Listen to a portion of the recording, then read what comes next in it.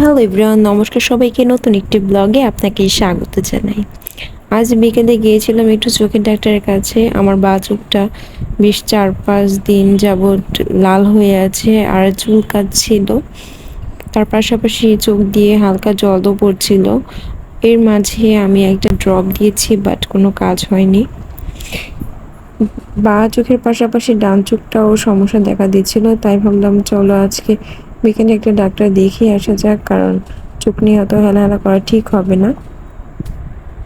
তাই আমি মামার পাপ্পা চলে গেলাম ডাক্তারের কাছে। বেশ অনেকক্ষণ বসে থেকে ডাক্তার দেখানো হলো আমাদের। ডাক্তার 2টা ড্রপ দিয়েছে আর 14 দিনের ওষুধ দিয়েছে, সেটাই কিনে নিলাম দোকান থেকে। এই তো আমি আর মামাম বাইরে গাড়ি দেখছে। এখন আমরা ডাক্তার দেখানো শেষ। এখন আমরা বাড়ি যাওয়ার আগে একটু বসেছিলাম একটা দোকানে, একটু জুস খাবো আর একটু ফুচকা খাবো। বেশ অনেকদিন যাবত ফুচকা খেতে ইচ্ছে করছিল, তাই আর কি 2 প্লেট ফুচকা নিয়ে নিলাম। মামামও একটু শেয়ার করলো আমাদের সাথে শুকনো ফুচকা।